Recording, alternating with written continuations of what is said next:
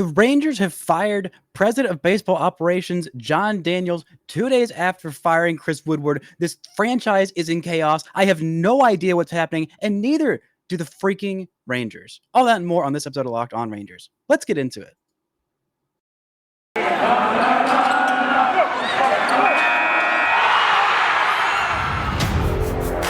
You are Locked On Rangers, your daily Texas Rangers podcast.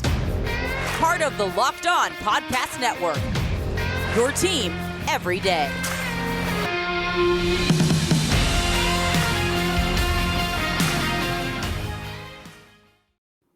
You are Locked On to the Texas Rangers. I'm Bryce Patrick, a cripplingly addicted Texas Rangers fan since 2010, the founder and host for all 4 seasons of this Locked On Rangers podcast. It is Wednesday, August 17th. The Rangers are 52-64. Thank y'all so much for making Locked On Rangers your first listen every single day. If you haven't already, go ahead and follow me on Twitter at Bryce Patrick. You can follow the show at Locked On Rangers and subscribe on YouTube, where the best way you can help the show is to comment anything below. Comment why you think Jon Daniels is fired. Comment I don't know. Comment what the heck's going on? What you think is going on? Because maybe you have the answers, because this franchise clearly does not. Literally 2 days after firing Chris Woodward, the Rangers have fired president of baseball operations Jon Daniels, who have been there nearly 20 years, who has overseen the building and development of the most successful teams in franchise history.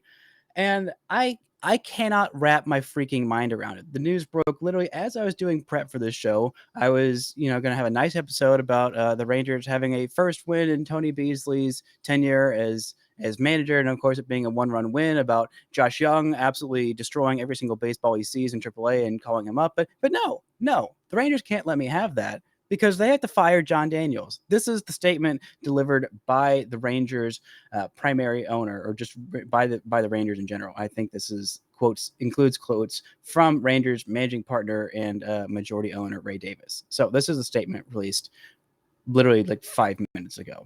The Rangers today announced that Jon Daniels has been relieved of his duties as president of baseball operations effective immediately. Executive vice president and general manager Chris Young will assume oversight of all aspects of the Rangers baseball operations department. Young was hired in December of 2020 to work with Daniels and has been involved in all areas of the department since that time. Quote, "This morning, I informed Jon Daniels that his contract would not be renewed at the end of the season and that he is being relieved of his duties effective immediately," said Rangers managing partner and majority owner Ray Davis. Quote, "Jon's accomplishments in his 17 years running our baseball operations department have been numerous. He and his staff have put together the best teams in this franchise's history that resulted in 5 playoff appearances and 2 American League pennants between 2010 and 2016. His impact on the growth of our players' development, scouting, and analytics groups have been immense. Jon has always had the best interests of the Rangers organization in mind, on and off the field and in the community. But the bottom line is we have not had a winning record since 2016, and for much of that time, we've not been competitive in the AL West division. While I'm certain we are headed in the right direction, I feel a change of leadership of the baseball operations department will be beneficial going forward. Chris Young is one of the top young baseball executives in the business, and his 21 months on the job has brought welcome energy and new ideas to the organization. I am confident in Chris's ability to lead our baseball operations with the goal of producing consistent winner on the field. I want to thank Jon for being a great partner for this ownership group over the last 12 years, and I wish him and his family the best in the future," end quote. Daniels joined the Texas Baseball Operations Department in 2002 and was appointed as the Rangers' 8th general manager on October 4th, 2005. He was promoted to president of baseball operations in March of 2013. That's the end of the release. I am stunned for so many reasons. The first of which, and the obvious point being, why the heck did they not announce this on Monday? Why not get them both over with at the same time? You let Jon Daniels go out there and have a press conference about why Chris Woodward was fired, and then you fire him 2 days later. What on earth is that about? What is going on with this stupid organization? Why now? Why? If you were going to fire him for his many, many mistakes, this is not the time to do it. He has just started turning things around. You have asked him for an impossible quick rebuild. They were kind of mediocre. They were competitive in 2019. They were a competitive team, but the talent level was dwindling, and a lot of different things randomly did not break his way. There were some bad decisions. There were plenty of bad decisions, but there were a whole heck of a lot of good ones. And if you wanted anybody to speed through this rebuild, which he has done, he has compiled a incredibly quick rebuild from 2020 to now. You're a better team than your record indicates, just some one run bad luck. And neither of these moves, the one run bad luck goes a different way, and neither of these moves are done. And I think that's incredibly stupid. It's absolutely ridiculous. They've had some ridiculously bad luck in one run games. And if they were even around 500 or just had lost, I don't know, five fewer games in this historically bad one run season, then you're not firing your general manager, your president of baseball operations that has built the only successful teams in franchise history, and your manager who literally never was given a fair shake and was never given a club that should have been competitive. I don't think that you should fire both of those people on what would change completely if the Rangers had flipped the script in 5 of their one run games. That's stupid. That's absolutely stupid. That is franchise altering levels of stupid.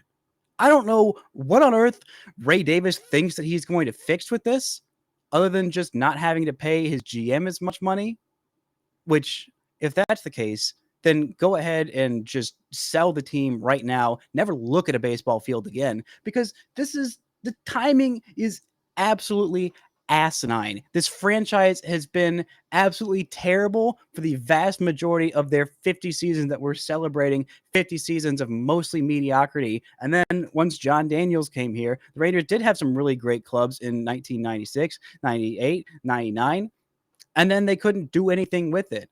They did not know how to get pitching. They did not know how to advance past the first round of the playoffs. They did not do that until Jon Daniels built a team that was built for the future with very, very key assets that he orchestrated trades for and built the best team in franchise history, and then the next best team, and then the next best team, and then the next best team as well. Why are you firing that guy now? What do you think you're going to change and fix by firing him? I am just so frustrated with this stupid team making this decision now, because it is completely short-sighted. It is absolutely barbaric, and I just cannot wrap my freaking head around these billionaires and their knee-jerk decisions that will end up costing the fans very greatly. Coming up, we're going to look at why they actually did it now, and what the ramifications of this are going to be, plus some of the highlights of Jon Daniels' move and some of the lowlights of mistakes that he made that actually maybe should have gotten him fired a little bit earlier. But first, this episode is brought to you by NHTSA. You're hanging out with some friends, putting back a few drinks, and a few becomes a few too many. As the evening comes to an end and people start to head out, you're thinking and calling for a ride, but nah, you live nearby. You can make it home okay. It's no big deal. What are the odds that you get pulled over anyway? And even so, what's the worst that could happen? Your insurance goes up, you lose your license, you lose your job, you total a car, you kill somebody. Everyone knows the risk of driving drunk. The results are tragic and often deadly. However, that still doesn't stop everyone from getting behind the wheel while under the influence. That's why police officers are out there right now looking for impaired drivers on our roads to save lives. So, if you think you're going to be okay to drive after a few drinks, think again. Play it safe and plan ahead to get a ride. It only takes one mistake to change your life and someone else's forever. Drive sober or get pulled over. Now, I still can't get over this move, mainly because it happened 5 minutes ago, and literally as I was planning out my show, they decided to announce this. But I I really can't wrap my head around it. There have been some bad moves in Jon Daniels' tenure. For the most part, there have been a lot of bad faith arguments about why he's been bad, why he has made this thing, this, that, and the other. And oh well, no one, Team No One versus JD. If you're still on Team No One in 2022, please jump up your own butt and never speak about baseball to me ever again. That is the dumbest thing in the entire history of the Rangers fan base, is defending Nolan Ryan as the guy who was saving the franchise, building these great things, and doing the important work of sitting around and being a figurehead that occasionally called in for a move like Ryan Dempster, and that didn't work out. Those are the things that worked out. The Lance Berkman deal, that was Nolan. If you're Team Nolan and you love Lance Berkman being here and his pouting and his terribleness, then over the things that Jon Daniels did, like these great trades, sure, go ahead and think that Nolan was better. But there have been some really bad moves in Jon Daniels' history, including recently. Some of the trades that in season that have not worked out at all. Yeah, let's see. Ryan Dempster, that's one that really comes to mind. The Rangers traded for him in July of 2012. Kobe Lewis went on the IL, and the Rangers needed somebody else in the starting rotation. So they thought, okay, let's go get Ryan Dempster. He's been pretty good. He had 16 games under his belt at 2.25 ERA with the Cubs, but he had a 5.09 ERA in 12 games with the Cubs after that.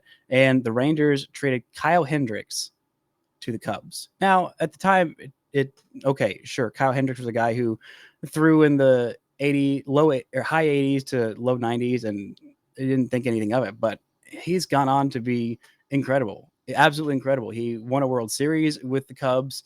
He had a 2.13 ERA that led the NL that season. 9 MLB seasons. He has over 1,300 innings under his belt, and a WAR of 23, which is yeah, pretty darn good. And I believe would be in, let's see, that would put him right around in the top 20. That would put him 15, right above Josh Hamilton if he had stayed here with the Rangers. Now, that ended up being a dumb trade. In hindsight, it's easy to talk crap about it, but it was really, really frustrating at the time. In 2011, they made a bad trade for Koji Uehara, who they did not pitch nearly enough and was effective for a little bit while he was with the Rangers, but then went to a just god tier level when he was with Boston the next year.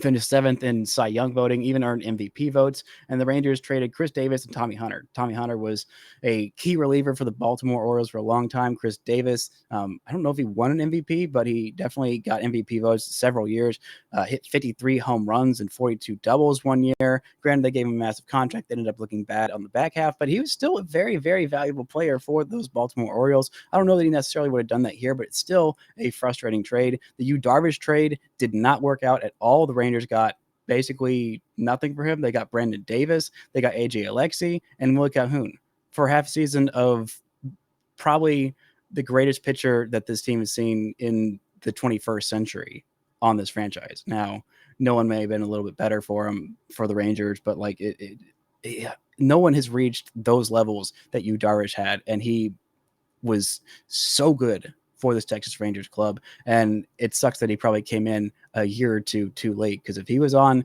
that 2010 or 2011 World Series team, then he might just have made a difference in that. Matt Garza trade clearly did not work out. The Rangers gave up 2 very high-quality relievers that have had long MLB careers. They traded Cole Hamels for literally nothing, and he ended up being fantastic for the next half season with the Cubs. There have been some bad trades on this club in Jon Daniels' tenure, and there have been some bad moves. I was still a little confused by the draft strategy. It ended up looking really great because that first pick in this drafting Kumar Rocker, was a real head-scratching move, but they ended up getting Brock Porter, who, by the way, is now in the top 100 prospects, according to MLB Pipeline, who just updated their top 100 last night. That's a 4th-round pick immediately in the top 100 prospects in all of baseball. That's what the Rangers did with their most recent draft. Even in last year's draft, they are starting to show some huge dividends. And in recent first-round picks, they have started to show a lot more dividends than they did early on. That was one of the biggest struggles of this team, is not drafting well in the first round, not developing that talent. They did a decent job of getting guys out of Latin America, getting Jurickson Profar from Curacao, ended up being the number 1 overall prospect in baseball. Injuries derailed that, but still really solid, and some other really franchise altering moves. I get wanting to put a new voice in charge in the clubhouse. I get that. It's frustrating, and it's not Chris Woodward's fault, but I get it. At a certain point, you do have to have some kind of new voice in there if you're wanting to compete next year. But they're wanting to compete next year, and they have a GM / president of baseball operations / guy in charge of the entire front office who has only worked in a front office for less than 2 years.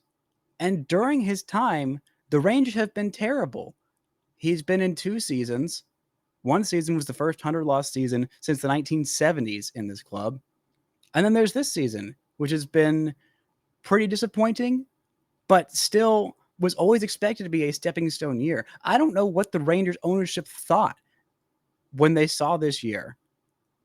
Obviously, they thought this is horribly inexcusable. We just paid only like 3 players decent contracts, there's still a whole lot of horribly underpaid players. Like, there's still not a lot of highly paid players on this team. There's Marcus Semien and there's Corey Seager, and there's not a whole lot else. John Gray is making an okay bit of money. You're getting a full year of top 10 AL pitcher Martin Perez for $4 million. What did you expect? There was so much that needed to be renovated from the 100-loss team that was last year to this year, and the Rangers still have a long way to go. This roster next year is not going to be competitive enough to compete for a playoff spot, and that's what they so desperately want. Ownership so desperately needs to make the playoffs, needs to have a winning record next year, and you just fired the only guy who has gotten a team, who is made trades, created a team, developed a team that has made it past the first round of your franchise history. I don't know what on earth you're smoking, but you need to put the pipe down and just chill out. Just chill out, because this is an absolutely knee-jerk reaction of a move, and it is going to hamstring you for years and years to come, and it is not going to work out the way you think it is. Chris Young might be great early on, but he's still not experienced, and the way you build great teams is through great trades, great drafting and development, and that experience that the Rangers are going to need to pull off some big trades and negotiate in some big free agents this offseason. Coming, we're going to talk about what the ramifications of this are, some of Jon Daniels' better moves, and more frustration and venting about the stupidity of Rangers ownership. But first, this episode is brought to you by Liver Health Formula. Did you know that sustainable weight loss comes through your liver? The liver is the body's metabolic furnace. It's responsible for flushing out harmful toxins, igniting your fat-burning metabolism. But thanks to new modern diets rich in unhealthy processed food and constant exposure to thousands of man-made environmental toxins, most of us has overworked livers. But it's not easy to rejuvenate your liver and reignite your metabolism, thanks to Liver Health Formula by Pure Health Research.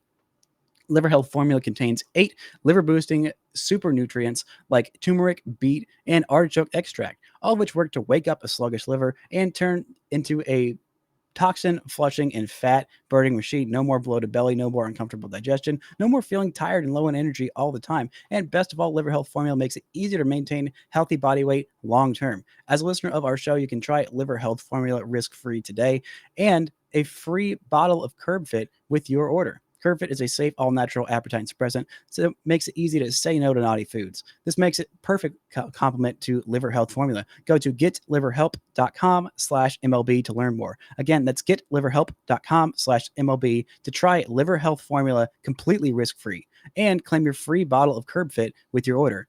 Go to getliverhelp.com/MLB right now to get started. Now, Jon Daniels has been in this Rangers organization for 20 years. He has been the president of baseball operations since 2013. And in that time, he has made some fantastic moves, including one of the best trades in recent MLB history. They traded a year and a half of Mark Teixeira for three future All-Stars, one of which was the best shortstop in recent franchise history, was the shortstop, a catalyst on this team who actually just today got released by the Oakland A's, probably to go on some team that doesn't suck, and just hit a 2-run homer against that team. That's right. He got Elvis Andrus. He got Matt Harrison, Jared Saltalamacchia, and Neftali Feliz, as well as Bo Jones. I don't know anything about Bo Jones. I think he might have done something, but I don't know what it was with this club. I definitely don't think at the major level, but Neftali Feliz was an all-star closer, the linchpin to the Rangers' best teams, the lockdown guy in the 9th inning, and got the final out in the most memorable game in franchise history. Him plus a shortstop who would play every day, play some great defense, base run really well, hit okay, and eventually end up being traded to the freaking Oakland A's. And they also got Matt Harrison, who was a really quality starting pitcher for several years, even got some Cy Young votes and had an all-star season. Back issues ended up derailing his career, but he was really valuable on those Rangers teams. He ate a lot of innings. He was very solid. He was reliable. You could count on him. And that is a whole lot of value for a guy who they ended up trading half a year later, or a full year later, I should say. And by the way, the Angels let Mark Teixeira walk after he was traded to them from the Braves, and the compensation pick they got from letting him walk ended up turning into Mike Trout. So, trading with Mark Teixeira has wielded some really, really good benefits for everyone who was not the Braves. He also made some other really great deals. He brought in Cliff Lee that ended up pushing the Rangers over the hump and getting them into the World Series in 2010. He brought in Colt Hamels and Jake Diekman, which gave the Rangers two key pieces that ended up helping them win division titles in 2015 and 16 against the Astros, who still had their same core that ended up winning the World Series not much later. And the only player that they gave up that ended up being a big league regular was Jorge Alfaro, who the Phillies would end up trading a little bit later. So that deal looks even better. Joey Gallo was traded out for several guys that have all been major league contributors this season. Glenn Otto, Ezekiel Duran, Josh Smith, all those guys are probably going to play a pretty big role in the Rangers' future. Trevor Hauver is also, I think, probably going to be a big leaguer at some point. And Gallo ended up being traded away for not a whole lot a year later as well, and is thriving on a team that is not the New York Yankees, which I find absolutely hilarious. He brought in Mike Napoli in the middle of the season for cash and helped propel the Rangers offense. He had a 908 OPS in 35 games when they literally just got him for cash. He got Nelson Cruz for pennies on the dollar from the Brewers. All they had to give up was Francisco Condero, Lance Nix, and Kevin Mensch. That's not a bad trade at all. He also brought in Josh Hamilton for freaking pennies on the dollar. Sent out Mike Minor, who is bad for Dustin Harris. Brought in Sam Dyson, who was absolutely phenomenal for a couple of fringe, maybe major leaguers, and it was incredible. He also brought in Benji Molina for pennies on the dollar again. That also helped bring that Rangers team some great moments, including hugging that all-star closer that he got for trading away his all-star in his prime. A pretty great moment in franchise history, as well as the most memorable hitting for the cycle I think I've ever seen, and the most memorable triple I will ever watch in that triple in Boston by one Benji Molina, probably the slowest major league player I think I've ever seen. There have been so many great moments that Jon Daniels has helped orchestrate. He drafted Joey Gallo. He drafted Josh Young, who is absolutely crushing it and probably going to be in the major leagues it should be within the next week, because he has been absolutely dominant. But again, the Rangers have a lot of holes on this team right now. And I know Chris Young has shown some promise. He's done some good things so far, but there is still a lot of holes to fill on this roster. The Rangers have to negotiate a contract extension with Martin Perez. They still have not done that. That is going to be the first thing that they need to do. They should have it done by the end of the season. If it takes 4 years, $60 million, go freaking do that. Throw that at him right now. You take that, because you still need 2, maybe even 3 more starting pitchers on this roster. And you need another bat as well. And if you want to bring back Joey Gallo, why not have the guy in charge that drafted him, that has built these winning teams over and over and over again? And the biggest sin of Jon Daniels is not rebuilding a little bit faster. In 2019, they could have embraced that rebuild, but because this Rangers front office the ownership wanted to be competitive, they were forced to not embrace the rebuild until it was literally already forced upon them in 2021 and the back half of 2020. Really, there just was not. It should have been from 2018, after Adrian Beltre retired. I get wanting to make some halfway competitive teams in 2017 and 18 in the last years of Adrian Beltre. But the final year of Adrian Beltre, the Rangers lost 95 games. All that effort was for nothing. They ended up being a little bit better the very next year, but they still ended up with a losing record. And I just don't know what more this ownership group expected from him. There's only so much you can do with the resources provided. They could have opened up the checkbook a little bit more in 18 and 19, but they've not had that high a payroll in these years since. Teams go in cycles. Not every team can be the Yankees or the Dodgers and just be competitive for 20 years straight. That just doesn't happen. Unless you're the Rays and you can out-scout everybody, or you're the Dodgers, that you can out-scout everybody and pay the best scouts and the best GMs and all of that to come to your team. I don't know what they were expecting and why they make this move now. They still have so much work to do. And if after next year, then you're still not in the playoffs, then yeah, I get it. Make the move. Have a new guy in charge. But then you have Chris Young with a whole nother year under his belt. Jon Daniels has not been without his faults, without his mistakes, but he has been one of the best general managers in all of baseball for freaking 15 years. And you move on now because they're not pulling out of this rebuild after literally 1 year. You're stupid. You're absolutely stupid if you think that is what's going to happen. And the Rangers are getting close. They brought in two superstars. They brought in two really good starting pitchers. John Gray has had some injury issues and could very much use him on this team back up with the Rangers right now. But they're not getting it. They are getting some quality starts out of Martin Perez. They are getting Cole Reagan's, being okay, a half decent major leaguer. And after a guy had 2 Tommy John surgeries and has come back and provided some value at the major league level, I think that's very, very encouraging. Josh Young, who missed a couple months last year, didn't start until I think June 15th was his first game in the minor leagues last year, at least after the rehab stint in Arizona. And this year he had a shoulder injury that he ended up coming back from a little bit early and might end up making his major league debut by the end of the season. Should absolutely make his major league debut at the end of the season. And is looking like a really, really great draft pick. The Rangers got 8th overall and might be one of their better first round draft picks that they've had in several years. I know the pitching prospects have backed up a little bit this year. I do think those are things that are fixable and is just a whole lot of bad luck happening, but it's not his fault. They had a plan. Picking Jack Leiter was extremely defensible. He was the best pitching prospect that we've seen coming out of the draft, out of college in several years. And there's no such thing as pitching prospect. There just isn't. This year, I get the Kumar Rocker signing, drafting and signing was a little bit of a red flag, a little bit of a questionable decision. And I really would have liked to have Tamar Johnson, but Brock Porter is really dang good. And so is Kumar Rocker. Like, I just don't know what this front office, this ownership group, I should say, expected to turn this team around. Rebuilds take time. And if you halfway them, if you go one cheek into a rebuild and you try and turn it around way too fast, then you end up extending that rebuild another 5 years.